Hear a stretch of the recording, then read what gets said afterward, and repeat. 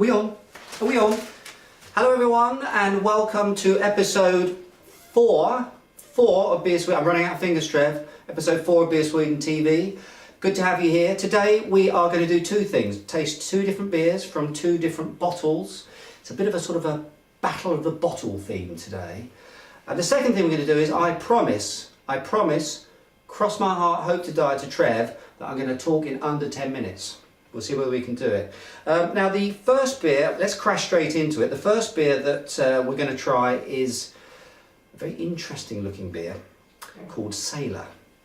I'm going to hold it up, but I want Trev, I want you to zoom in on this. Have you got it?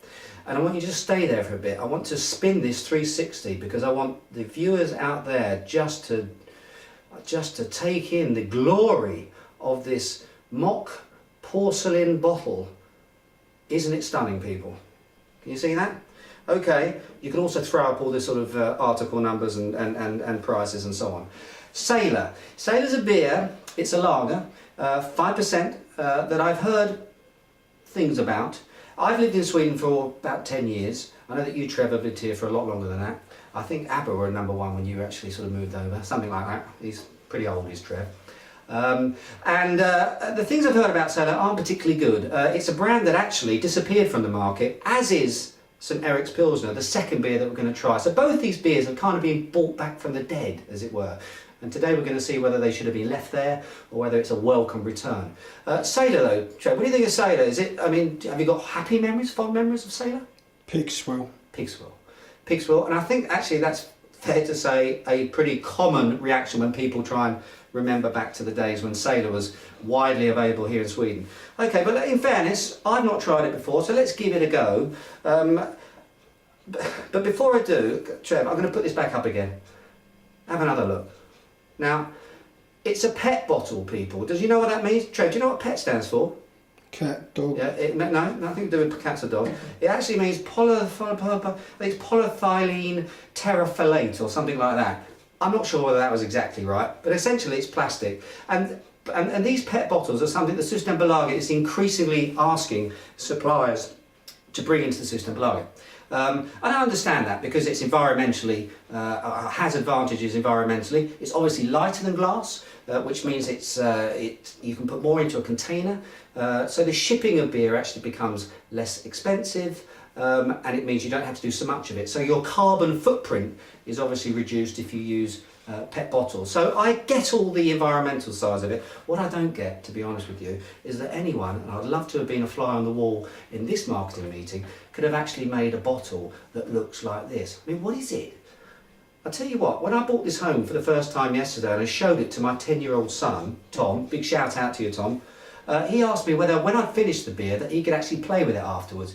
He thought it kind of looked something like something out of SpongeBob SquarePants. And who am I to argue? Let's open the bottle. Feels kind of strange, obviously a little bit lighter. Opens just like a standard bottle of beer. Let's pour. Have a look and see what we're getting. Let's see whether the inside of the beer is anywhere near as interesting as the outside. Give it a swirl. Give it a swirl, Trev, very important. Give it another swirl, see if I can get anything. Right, well, it's industrial lager.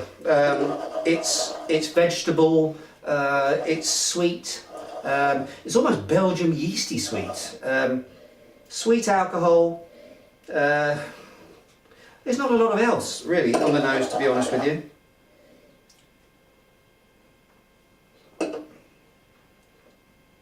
And really there's nothing in the taste either. Initial, a little bit of malty sweetness, a bit artificial, bread, wet paper, yeah, vegetable. No hops coming through at all. It just dies. It really does taste, quite frankly, to be honest with you, something that's been sort of sitting at the bottom of the ocean for the last 10 years, where it probably has been, to be honest with you. I can't even imagine Captain Jack Sparrow on the deck of the Black Pearl drinking this stuff. I think he would stick to the rum. In terms of rating, I'm sorry, but I'm going to have to give it a 1. It really is pretty awful stuff. You might save the planet by using a PET bottle, but I would suggest that you save yourself first, okay, and give it a miss. The second bottle that we're going to try, I've got higher hopes for. St. Erik's Pilsner is actually a beer. And Trevor, again, if you can actually zoom into this bottle here, it is a beer that is very important in Swedish brewing history. Have you got that?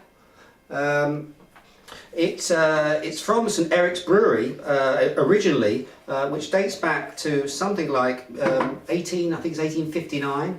Can you see that? Have a little look at that. Nice colour this time. Quite golden, light, grassy, hay-like sort of colour to it. Huge amount of hops coming through this. Straight away, bam! We know that there's something in this beer. It was originally brewed back in, as I say, in the late 1800s. It's been updated. It fell out of the market. It's come back now, and really it's become. It's been updated by one of actually almost most celebrated home brewers in Sweden, called Jessica Heidrich. And Jessica has become an extremely important figure actually in the Swedish beer scene. She's a celebrated home brewer that's become a beer judge, and she really has taken this brand and given it a very contemporary sort of spin to it, updated it to the 21st century. This is a Pilsner, but it's not your standard it's not your classic Bohemian Pilsner, Czech Republic. Neither is it your sort of German Pilsner. This is an American Pilsner style, and I'm getting that straight away from the smells that are coming out of this bottle. It's another one of those sack beers. Not sure, Jessica, if you're watching this, if you can actually dip into Beer Sweden and let us know what types of American hops are in it. But I'm getting a lot of that sort of grapefruit and grass stuff straight away. Give it a swirl. Yeah, they're there. Massive. You've got grass, it's like you've ripped a bit of lawn up and you shoved it into your mouth. You've got spice, grapefruit, sap, all those sorts of things. So it's all in there. Beautiful nose to the beer. Interesting. It's interesting.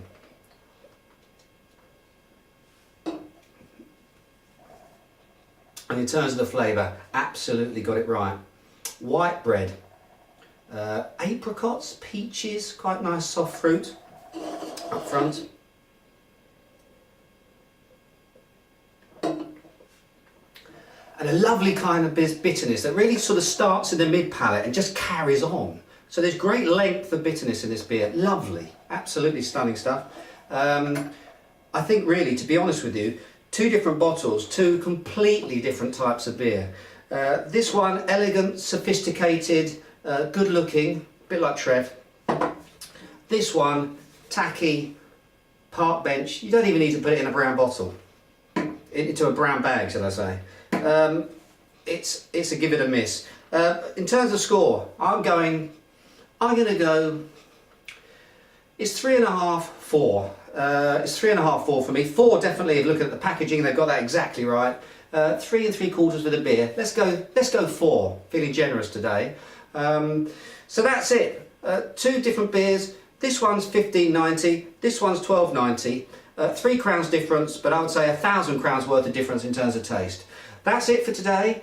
Tomorrow, Trev and I are actually getting on a bus going down to Sundsvall to the beer festival there. 8 hours in a bus with Trevor. You wouldn't fancy my job, would you? But until then, cheers and beers.